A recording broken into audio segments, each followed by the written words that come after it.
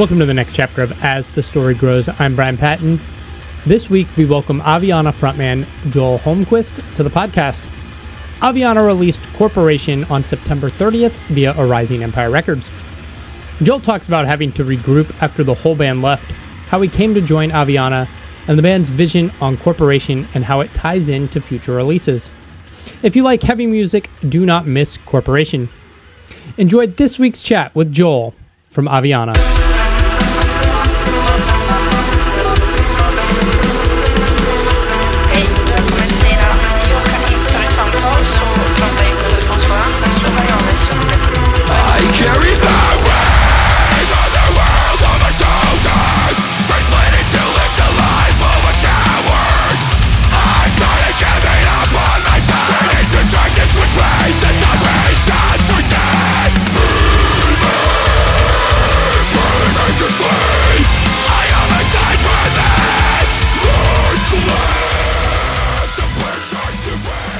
What's up, man? How's it going? It's going good. We just arrived in Prague. Oh, yeah? Day off. Nice. So we're just chilling right now. How are things going with tour? Tour's been great so far. Yeah. We started out in France and have been going through Europe. So each show has been really good. It's been super fun. Nice. Reception of the new material going well? Really well. Yeah. Better than expected, actually. That's awesome. Yeah, it's been a really long rollout for this record. Like, do you find, like, because of that, people are more familiar with the new material right away? Yeah. Yeah, it's helpful than, like, waiting and having the whole record at once. Yeah, well, I guess that was the easy part. Like, since we released the album just a week before, or just a few days, actually, before going on tour. But since, like, the singles were released so early on, like, people catched on super quick, which is, like, it worked out super great. Yeah. What's that process been like for you to release singles that way, like, so in advance? Is it just better because it's done and you're ready to have the new music out there? Or is it like you'd want people to experience the whole record? It's a mix of both. Like, the reason why we released the singles that way, and especially, like, all of the singles, was, you know, because of the pandemic. Like, we wanted to stay relevant, even though we couldn't be out doing anything, and, like, releasing an album, you want to tour that. Yeah. So not being able to tour it, but still want to be relevant, you know, just not upload, post, you know, shit on Instagram. Like, we want people to actually see what we're doing and not just write a simple post saying, hey, we're working behind the curtains, like, we'll tell you something soon.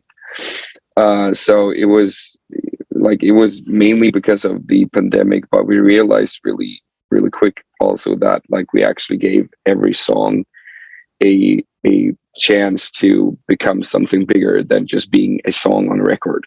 Yeah. So I know that, like, there's been a lot of people being like, oh, I'm not going to listen to this, like, the singles at all. I'm just going to wait for a whole record. And that, like, that's fine. Like, you can wait. You don't have to listen to the singles. You can wait until you can buy the album. So, yeah, there's been some complaints, but, like, mostly there's been so much positive feedback that people actually, you know, get a chance to revisit a song several times before going to a new one. Yeah. And the pandemic was, like, a weird time for you anyways, is, like, the rest of the band quit the band at the time, right? What was that experience like? Stressful. Holy shit. Anxiety every single day, sleepless nights. Yeah, it was a headache for sure. And if it weren't for my manager, you know, I don't think I would have continued when the other guys left. So yeah, I owe him a lot because he really supported me throughout this part time. But yeah, that was stressful at least. But we decided just like a couple of days after we realized that, like, everyone was gone, that we were going to continue this, and we're going to reinvent the band in a way that we think is going to work out the best when we get new members and, you know, all of that. And so far so good. Yeah. Was that a change that was coming pre-pandemic, or was that like the pandemic made people reevaluate their lives? It's super funny because I think it was just about a couple of months before the pandemic hit Sweden. So, because like the old members had in earlier occasions, like been like, I don't know if I want to do this. Like, for example, Oscar, one of the guitarists, left like a year prior to the other guys because he wanted to start studying and actually, get a normal job to say, like, because he had a good relationship with his girlfriend. They had future plans and all of that, and I think the other guys started latching on to that as well. Yeah. Was it difficult because you were that new guy? Were you like, did you feel like, do I have any right to continue on the band, or was it just like you felt so ingrained in it by that point? A bit of both. Like, I feel that I owe him a lot. Since they started this whole thing. I came in, I did a record, and they left. But I feel that I can, I guess, carry the name proudly without being like being afraid of or scared of like doing something they wouldn't do. Because like at the end of the day, they quit, and we can do what we feel is best for this brand. So yeah, a bit of both, but I'm mostly just confident about what we're doing. Let's back up a little bit. What was growing up for you like? Not that good, not that bad. Like so no, like I'm from a middle class family, so like didn't have anything special going on really. Did what everyone did, like played soccer, played Pokemon with my friends on the schoolyard, like stuff like that. I'm just a fucking normal kid in that sense, I think. So but I don't know, like I don't think it's something special in that sense, but my parents separated when I was like 2, so like going back and forth between them and having to live a lot with my grandparents, I guess that affected me in a way. But I have super so much love for my family, on all ends. So, but nothing that is any special. I think I just had a normal middle class childhood. Yeah. What got you into music? The band Him. Okay. A friend of mine was really into Bam Margera, and Bam Margera was putting all of their shit, like the Heartagram and all these skateboards and all that. So he bought an album, showed it to me the next day, and a couple of days later I bought an album myself, and then I started listening to it and I was like, holy shit, I need to do music. These guys are so fucking cool. And then like that same friend and I were playing Guitar Hero, and we're like, this is fucking easy. Like, we could do this. Holy shit. And yeah, we started our first band like that same month, I think. That's awesome. Were you playing any instruments, or were you just drawn to the frontman role immediately? No, my dad and my brother are both drummers, so I started off because we always had like a drum set, in our apartment or at our house. But I went through drums, bass, and guitar first, but I realized that I fucking suck at all three, so I'm just gonna try to learn how to sing instead. And that, I guess, worked out a bit better, but like I really latched on to that and really enjoyed that the whole frontman part of it. I have a big ego, so it kind of works out pretty good. Yeah. What was the scene like? Was there like a good local scene of like hardcore metal that you could go to shows to, or was it like a struggle to find places? Yeah. No, it was back then when I was like 13, 14, 15. Like the scene in Sweden was really good. Like you could go to pretty much any venue wherever in Sweden on a weekend and there were shows. Yeah. But that died out, I think, maybe 5-6 years later. No one knows why. It just went away, and it sucks because like that kind of like community you get from going to shows in that sense, and like you hang out with like-minded people, and you get new friends because of that, and you meet the band members, and they can help you out, which they did back then. So it sucks to see that kind of disappeared.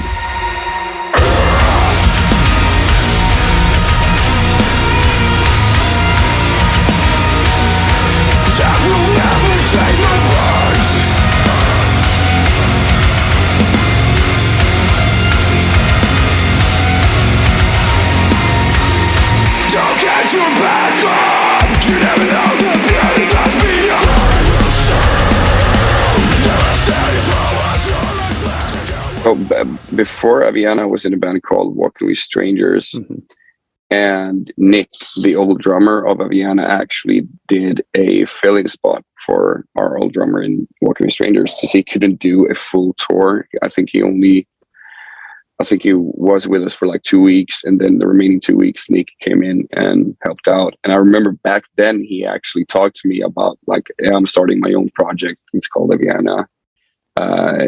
Do you know any singers? And I actually said like, hey, you should check out Marcus Wieck, because me and him had been talking like years prior when we had like our first local bands. So it's really funny how fucking tiny the world is. Yeah.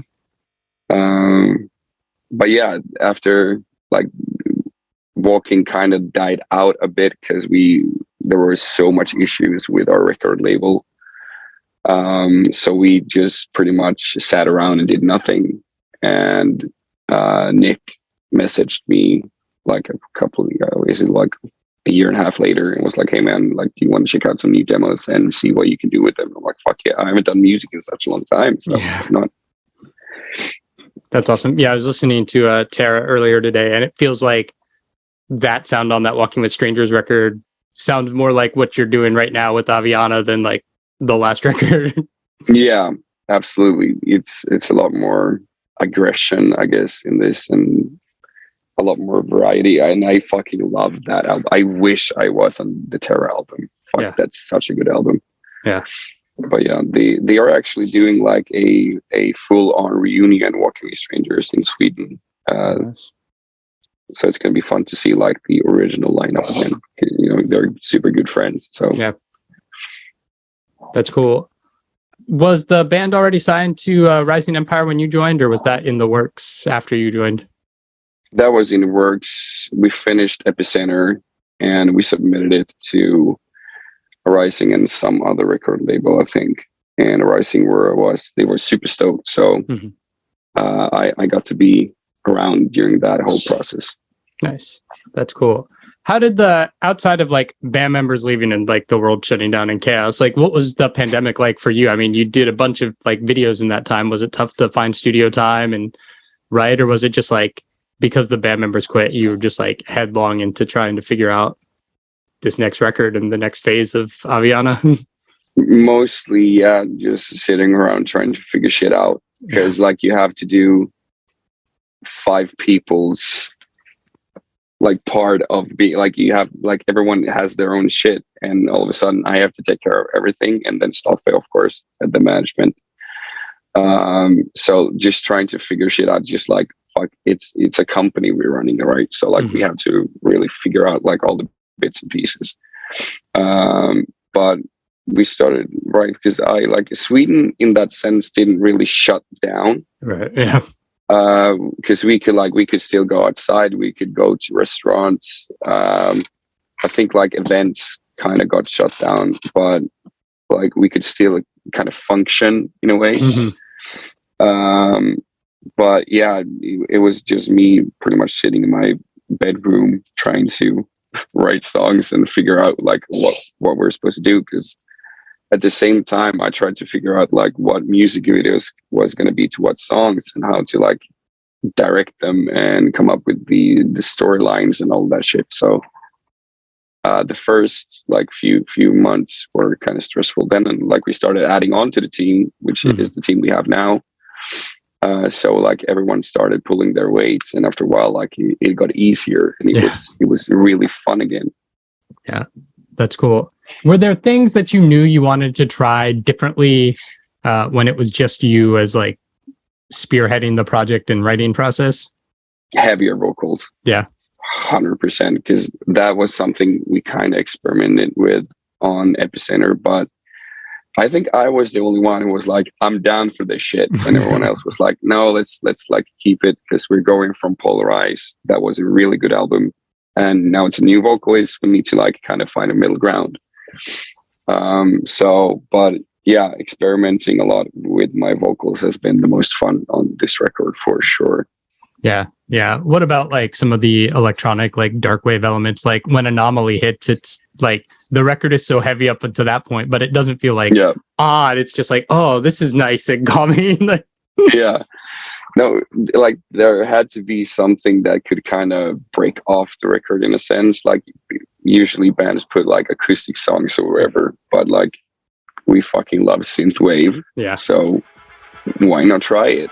And it worked out really well. Like it worked out a lot better than we expected.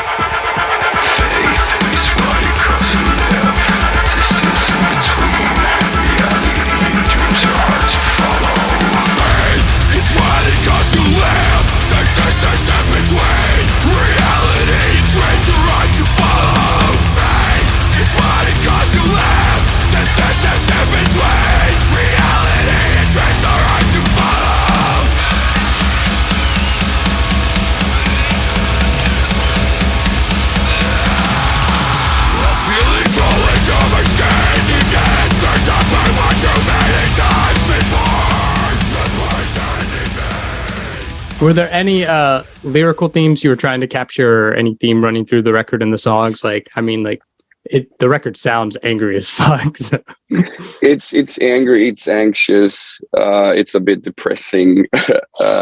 But yeah, I just needed to get shit off my chest. And like, I've been going through depression and anxiety for a long ass fucking time. So actually being honest about it, writing about it, helped me in a sense, because it's like kind of therapeutic, I guess.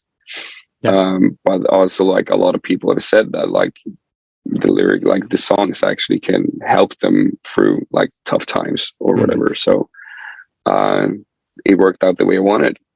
You know, someone like, just when someone hears a song and can feel that, you know, they're not alone in that situation, I guess, or that feeling, that if I can succeed with that, I'm just fucking happy with it. But it's a very dark album. Yeah, it is. Yeah. What led you to get Marcus to come back and do some guest vocals? He's a good friend. Like he's a really good friend, and also like what he's doing in Men is so good. And we've been talking about like we need to get something. First, we just talked about touring mostly. But then we were like, hey, why not just fucking have you on a song? Because it's just really fun. And he got to also like experiment a lot with his vocals comparing to what he's doing in anime. So it was just a fun, like we joked about it over beer, and then like it started like being serious, and all of a sudden we were there creating it, and it was super fun. Nice. Where'd the title for the record come from? I can't go way into detail on that one, because it's we're building up a storyline, and it's gonna last throughout like 3 albums. So this one and 2 other ones. And Corporation is the name of a part of that storyline, which is kind of important. And like it involves like the masks, the clothing we're wearing, like all of that. So I can't say too much about it. Okay. Does that mean you've started working on the follow-up already? Yeah. Yeah. We started thinking about like the whole concept and like not really what the next songs were going to be. But like, we're not writing concepts album, but the whole image of Aviana is a concept right now. So, but yeah, we started working on the next chapter, and it's exciting, to say the least.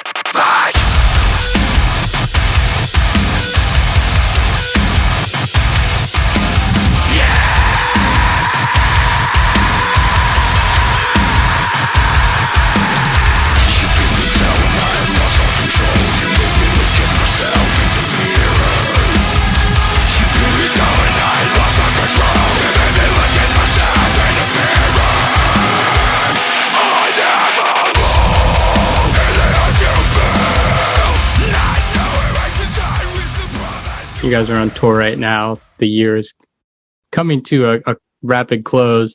What's the rest of this year and early 23 look like for you guys?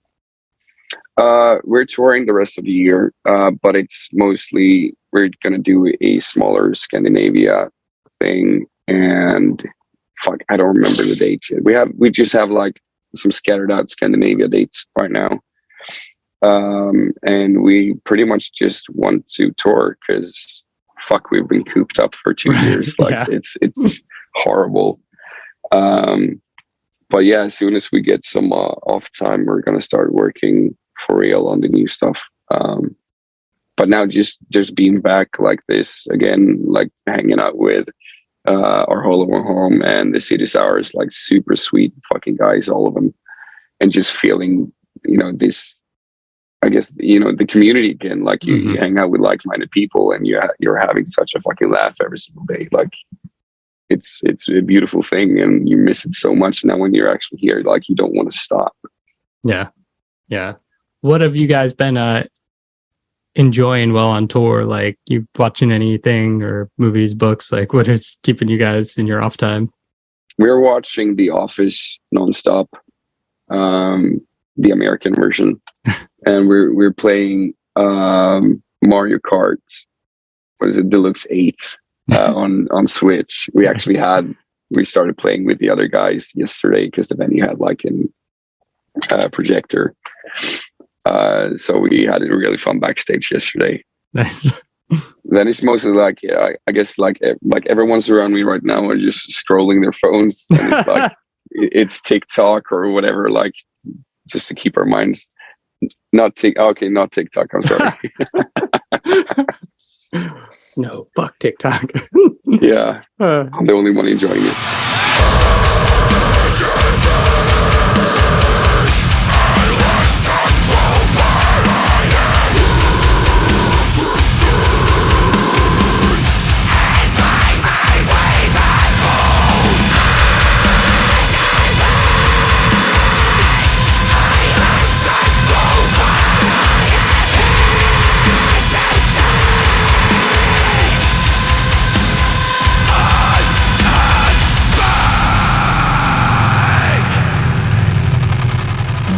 Thanks for listening to As the Story Grows.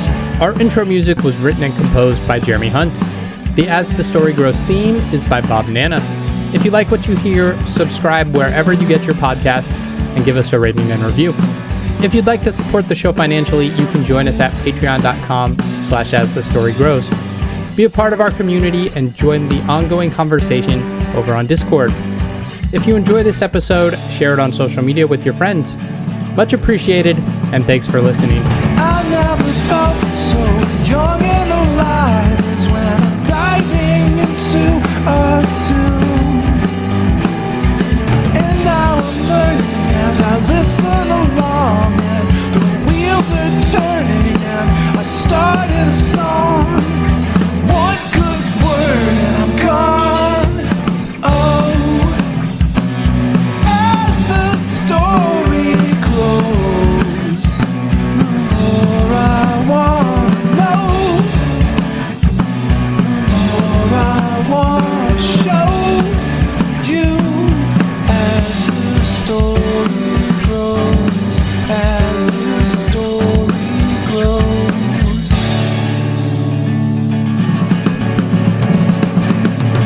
You can create something lasting and great, something passionate and real. And I'll bring in my own good feelings, I'll sing it with meaning. Let's just attack it and never look back. It's wild and fantastic. All together at full power, we're so much better.